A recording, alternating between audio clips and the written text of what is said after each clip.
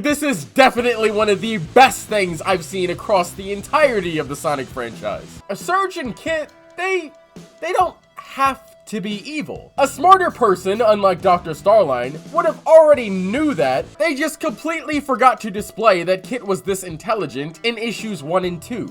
Before, I can crack plenty of IDW mysteries just by looking at it or reading one line of text. Have they been dying on screen this entire time? What the f-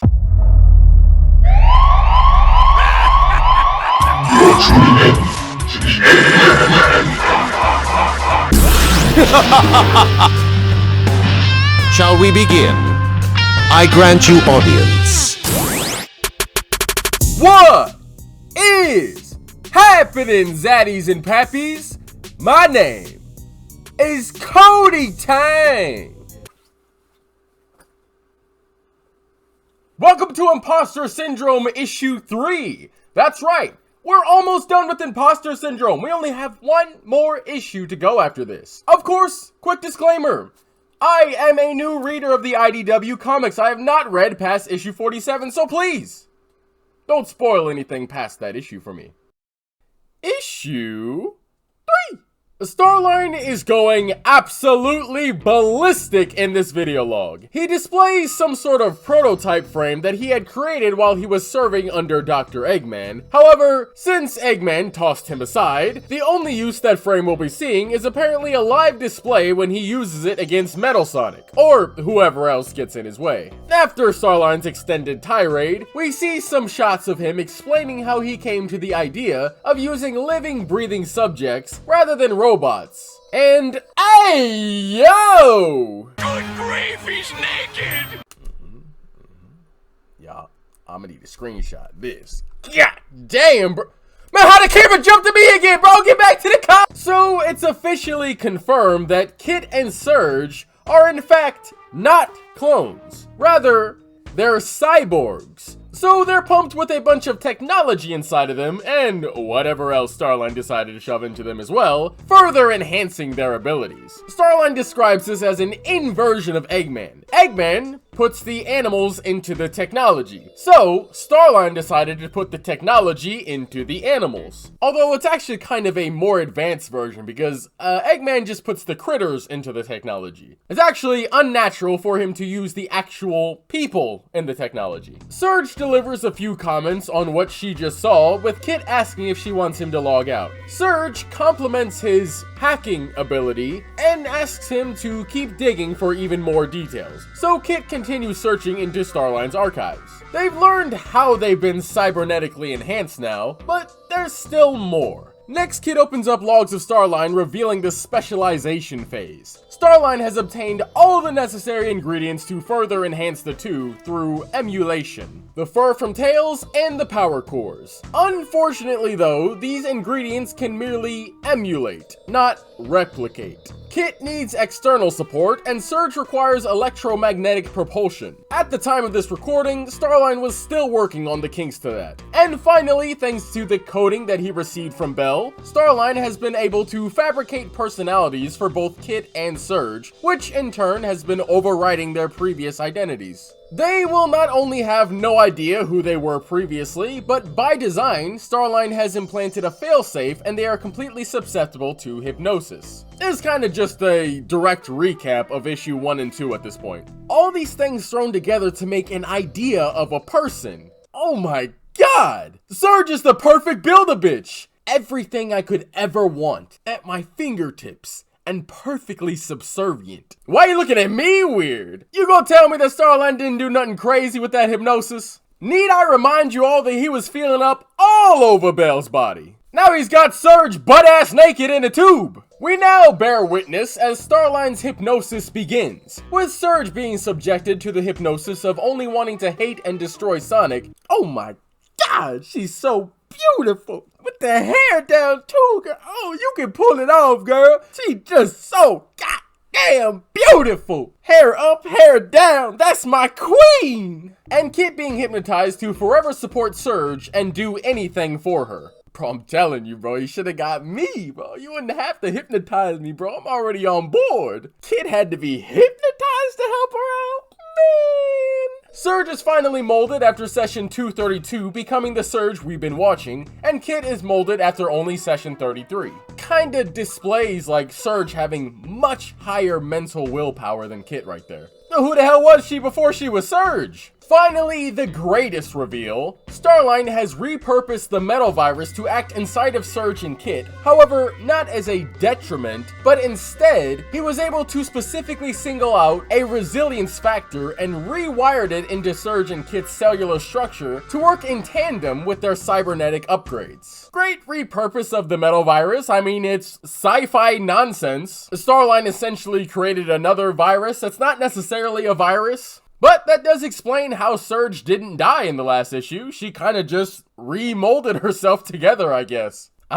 Good luck fighting that, Sonic. Holy shit. Everything was going perfectly fine until a drawback. The hypnosis has given the two severe psychological trauma, causing them to malfunction during much of their testing. Starline unfortunately can't erase their memories entirely. However, with each revival of the two, he's able to... Wait a second. Revival? Have they been dying on screen this entire time? What the f? After bringing them back to life, Starline is able to suppress and edit their memories. With all of this revealed, Surge is absolutely pissed at the treatment she's been unknowingly subjected to, realizing that she's a cyborg and that they've been stolen. Or perhaps something else. Kit wants to stop looking at all this as he can no longer take these shocking revelations. However, Surge continues to question. Starline did not make them. So what does that mean? Were they volunteers? Were they heroes at one point? Convicted criminals? Or did he kidnap them and force them into this brand new life?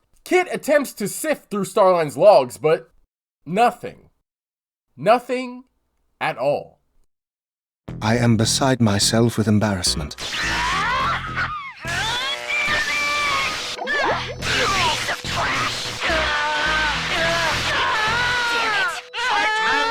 It seems I misjudged their abilities. We stride ever toward our goal. Oh, weasel! Unseeable. Your fraternity is moving. Obey! Gotcha!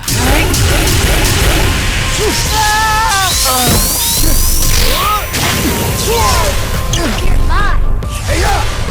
You are nothing. Watch yourself! It's getting started. You pay for this. Death early for you. Oh, what a joke. Starline reveals himself, stating that the two have no past to return to as it's irrelevant, angering Surge even more as she doesn't want to be this person that Starline forced her to be. Starline attempts to hypnotize the two again, however, it doesn't go as it had all those other times. After a brief struggle, Surge and Kit are able to overpower Starline, taking his Tricore. Thanks to the hundreds of enhancements he's been giving them and their perfect synergy together, Starline simply stands no chance. I mean, he wasn't really a fighter anyway, so I mean, it's not like he was even gonna, you know what I'm saying? As Starline begs for mercy, stating that he's the only one who knows their past and the only one who can maintain their enhancements, Surge puts Starline to sleep. In the aftermath of the battle, Kit asks what they should do now. With tears in her eyes, Surge proclaims that the next step is to burn it all down. Everything. Sonic, Eggman, every person that follows either of them, every person that's ever praised them, every building all around. Tear down the very fibers that this world operates on until there's nothing left. If she can't have a past, then they can't have a future. A little bit extreme, but okay. Kid asks Surge how she's going to do that.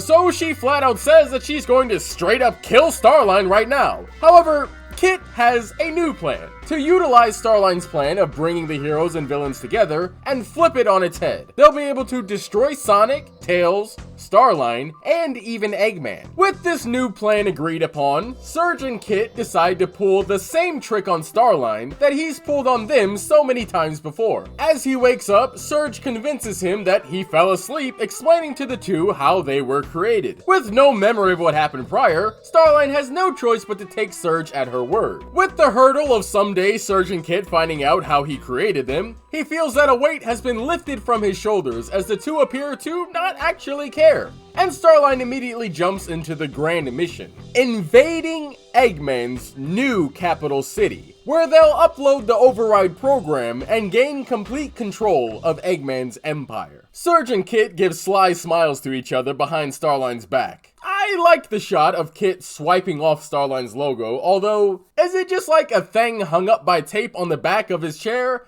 Or is it actually just some really weak paint? Starline's gotta get a better interior design team. Wait, they have influencers in the Sonic-verse? Filthy Frank Sonic? Marcus Sonic? Have they seen the latest KotyTang? Are Surge, Kit, and Starline subscribed to KotyTang?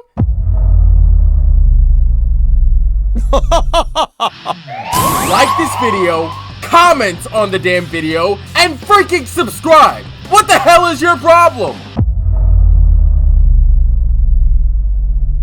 Starline didn't clone these two. They're cyborgs. He actually stole them from somewhere, Dragon Ball Z style. And then he pumped them full of power cores, shoved cybernetics into them, hypnotized them so much that they don't even remember who they were before working under him, and is forcing them to strictly have one single goal in life: to kill Sonic and the rest of the heroes. Okay, yeah, okay, all that's cool. But again, why did he need Tails' fur then? Either way, this is one of the single most greatest ideas ever enacted into the Sonic franchise. However, given Starline's track record and the fact that the first order of his plan is to literally go right after Eggman, I can only imagine that this is going to go south very, very fast. To add on to this crazy bit of storytelling, Dr. Starline has completely rewired the entire existence of these characters. I have to ask though, why didn't any of the bad guys ever question why he had these two in the pods? It's not like he had them hidden away, they were just floating there, you can literally see them! I mean, they're hidden for story purposes, but that is indeed their bodies inside of those pods. They were just a few feet away at all times, butt-ass naked. All the bad guys had to have seen Surge and Kit at some point. Are any of them gonna bring up how weird that shit was? I kind of do enjoy the idea that Starline went further than Eggman. He didn't exactly go full Gerald Robotnik, but he does the next best thing. Although his logic is definitely faulty here regardless. In a world of chaos and the unpredictable, you definitely want to have full control of your things. Choosing live subjects with their own free will? Yeah, that's gonna land you in some hot water. I mean, with a smarter mind it might have worked, but to no one's surprise, Surge and Kit are both highly rebellious against Starline. And because of that, he has to constantly hypnotize them to behave. In theory, maybe they're the perfect subjects. However, they have way too much free will and openly act against Dr. Starline's orders. So in the end, yeah, I'd say that everything Eggman is doing has been mostly entirely correct. Robots are a much easier and more direct way to go than living, breathing underlings with way too much free will. A smarter person, unlike Dr. Starline, would have already knew that the very second they started working on these guys. So, they're not at Eggbase Sigma. How exactly are they looking at Starline's video logs? It doesn't say where they are at all, so I can only assume that they're still at Eggbase Alpha. Do you mean to tell me that Starline just already has a designated place that all of his video logs are saved at in a base that wasn't even his? Maybe it's another EggNet situation, where you can just hop onto the nearest computer that's connected and just click on the first folder you see and peep all the plans, blueprints, and information that's personal to Starline you want. In the video logs, we see Surge and Kit, I mean, seriously, like, straight up die. I mean, even Dr. Starline seems to confirm that the two were dying and he was then reviving them afterward. What an insane process that would have been. Just how long were the IDW team cooking up this abhorrent storyline in the background? Seriously, this is definitely one of the best things I've seen across the entirety of the Sonic franchise. I'm actually impressed with the level of commitment, moral dilemmas, the darker themes, and the effort that the IDW team went into designing a fully in-depth way to introduce Surge and Kit. This is an introduction that builds upon just about everything from these three sagas in the comics so far. So I have to say, hats off to the entire team that worked on these two. I genuinely mean it when I say this, but these two are some of the best characters to come out of this entire franchise, not just the IDW comics, by their introduction alone. Of course, We'll have to see how they're utilized going forward. I'm just hoping that it doesn't all come crashing down. The hype between the meeting of Surge and Sonic is enough to sell the comic by itself. Before starting these comics, I was much more of a mainline series fan, so I really didn't dive into anything the comics were doing, and pretty much nobody is talking about Surge. The only time I started hearing about Surge is when I started going into these comics. So anybody who doesn't really care about these things has no idea who Surge even is, really. The first time that I really heard about Surge is about something that's going to happen in the next issue when we get to it. Otherwise, I've heard nothing about her character. To just the more casual people in the franchise, Surge is an anomaly. They'll more often say that she's literally just a Scourge the Hedgehog knockoff. I don't know too much about Scourge, but just from seeing Surge's appearance alone, I could already tell that there were major differences between these characters. Maybe somebody can enlighten me. Is Surge really just Scourge 2.0? Or is she actually just her own character with a similar color scheme? If IDW can keep up this level of effort with her character, then she definitely deserves to be right up there with Shadow, Blaze, Silver, and Sonic. Oh, and IDW, how did Surge and Kit get into Dr. Starline's video logs? Not just the location, you guys are the ones who wrote the way to get into Dr. Starline's recordings, remember? First, you need a password, and then you need a voice print. I'm sorry, but unless Kit and Surge are experts at copying somebody's voice, there is absolutely no possible way that either of them were able to get into his recordings and video logs. Kit is stated to apparently be a hacker in this issue. However, this also seems to come from completely out of nowhere. There is not a single instance in issue 1 or 2 where Kit hacks something, or that it's implied that he can hack something. Even in their video logs of their test, Kit and Surge are both doing physical activities. There's nothing tech savvy about anything either of them do. In issue 1, Kit doesn't hack the streetlights. He goes underground and messes with the wires. Kit also doesn't hack into Tails' door. He's told to unlock it from the other side. In issue 2, Kit doesn't hack into the eggnet to stop the alarms from going off. He pulls the wires to prevent the alarms from sounding. Surge directly calls Starline tech support, however she doesn't implicate Kit as the same, she only chastises him for being a support unit. Issue 3 is the first time that Kit is shown to be able to hack into anything. So either it's a massive plot contrivance that IDW never even thought about, until they remembered that Dr. Starline has a password and voice print on his computer, or they just completely forgot to display that Kit was this intelligent in issues 1 and 2. Oh, and Starline apparently has a huge beef with Metal Sonic that I'm just now discovering?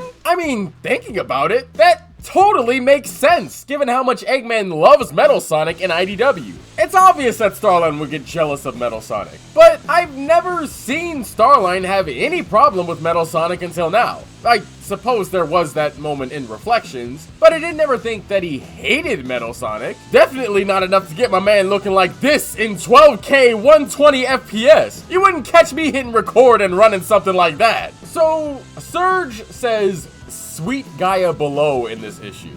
Is that supposed to be a thing? I've never heard anybody say that before in this series. Does Surge even know anything about Gaia? Maybe her original self had some idea of what was going on if she lived through it, but it's not like something people ever say. Gaia wasn't even really a known entity until he popped out of the earth in Sonic Unleashed. This would be no different than a character saying, "Tikal, save us." This makes no actual sense in universe. Nobody would be, or even should be saying this. So, let's dive a little further into Starline's hypnosis gloves, because I'm not really sure how these gloves work. It seems to just activate on its own. Even when Surge gets a hold of the glove, she kinda just uses it. Does Starline even need to tell people to sleep? I mean, Surge just touches Starline's face and yells for him to shut up.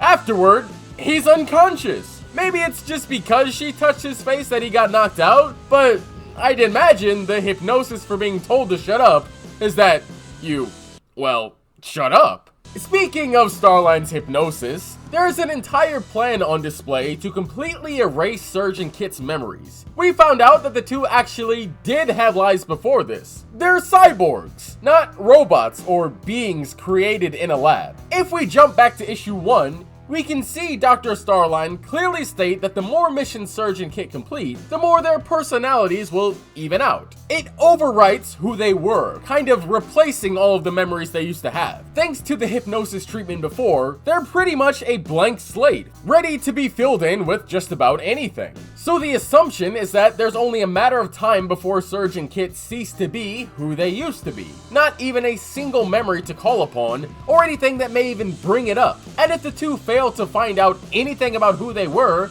well, they'll simply be Surge and Kit forever, with no way of knowing the truth. As we just saw, Starline has absolutely no plan to ever tell them anything they want to know about who they were. Maybe some kind of database will have stored some more information about them? Definitely not in Starline's though, apparently. Before, I can crack plenty of IDW mysteries just by looking at it or reading one line of text. This one, it really is a mystery. I have nothing to call upon. And I like that, because that means I can speculate. I can really look at how the characters act and when they dip out of the characters that I currently know them as. It may no longer be them acting out of character, and instead it's their old selves coming out again. And that's what makes actual storytelling in mysteries so fun. Just imagine if Belle looked nothing like Mr. Tinker and never implicated herself with Mr. Tinker right off the bat. It would have been so much more interesting thinking of the possibility of a doctor who makes wooden robots now instead of a badnik that was just made by Mr. Tinker. Since we're on the topic of Belle and, badniks that are nice, Surge and Kit, they don't have to be evil. Like, there's tons of other options, especially with the awareness that they've acquired. Now that they know that everything they've ever wanted to do was a lie, I mean, honestly, why even do it at that point? I mean, I understand it,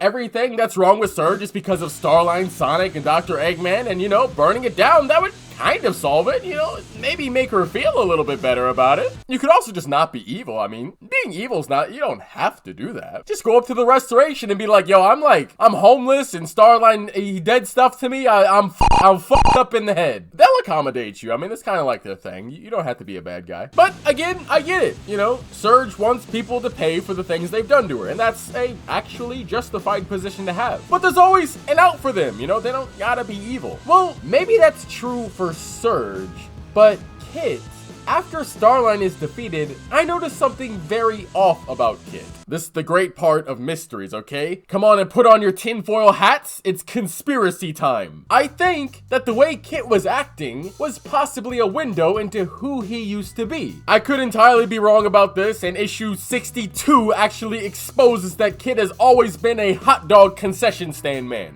But seriously, look at Kit's expression and his attitude. It's cold and emotionless. But once he appears to remember that Surge is listening, he snaps out of it and goes back to his docile self, as though a primary part of his programming returned. Surge is the out of control one, but it may in reality be a reverse of this, assuming that they ever regain their personalities or just realize who they used to be in the past. Now, this may also be why Kit suddenly gained this aggressive nature in issue 2 against the Super Badnik. We think it's because his programming on Surge, and that's what IDW wants you to think. But it's actually something that unlocked in his mind when he saw Surge get hurt. As well as in this issue when he picks up Starline. That's a creepy ass face that he's making if you really think about it. It might not actually just be an artistic interpretation. But again, this is all just speculation. Maybe the original Kit actually is a little bitch just like he's portrayed. Surge, however, didn't seem to even notice this. Starline would be the only person to know what's behind these handmade personas of the two. And, crazy enough, he kept the insane ramblings about Metal Sonic and Eggman on there, but every trace of Surge and Kit's original persona is just gone. That's an extra precaution that Starline has taken. So it's definitely something very, very deep and probably really f***ed up what he actually did. Or maybe not, I don't know. He just kind of doesn't have the logs, and that's pretty out of character for Starline to do. Starline has a video log of just about everything he's ever done. So, yeah, it is really, really weird that there's nothing for them to see. To further dive into Surge's mental capacity, though, the fact that she used Dr. Starline's own trick against him is crazy! Not only did she convince Starline that she's perfectly fine with being a cyborg, and having no understanding of what she was before even, she's even convinced him that they're all a perfect team together! Using Dr. Starline's own lack of caution and his ridiculous ability to be swayed by any alternative opinions against him, him, either Dr. Starline is a bigger idiot than I thought, or Surge and Kit are actually beyond genius. Shit, maybe Tails' DNA actually did get embedded into them after all. At the very least for Surge. She has some of the most incredible reasoning I've ever seen in IDW. See, that's what I'm talking about, bro. I knew I saw something in her. She's gorgeous and she's hella smart. That's my motherfucking bitch. Unfortunately, that's all the time I've got for you for this video. Of course, we're gonna pick it right back up. So don't worry, guys. These are just kind of getting a little bit long, so I gotta do them issue by issue, okay? There's a lot going on here, and that's, as I said before, a great thing. I prefer the fact that there's so much to talk about. Although it's kind of hindering my progress toward issue 75, I predict that we'll get there this year. That's right. That's my prediction. We're gonna be caught up with IDW this year. Like, comment, subscribe, follow me on Twitter, join the Eggman Empire Discord, okay, bye!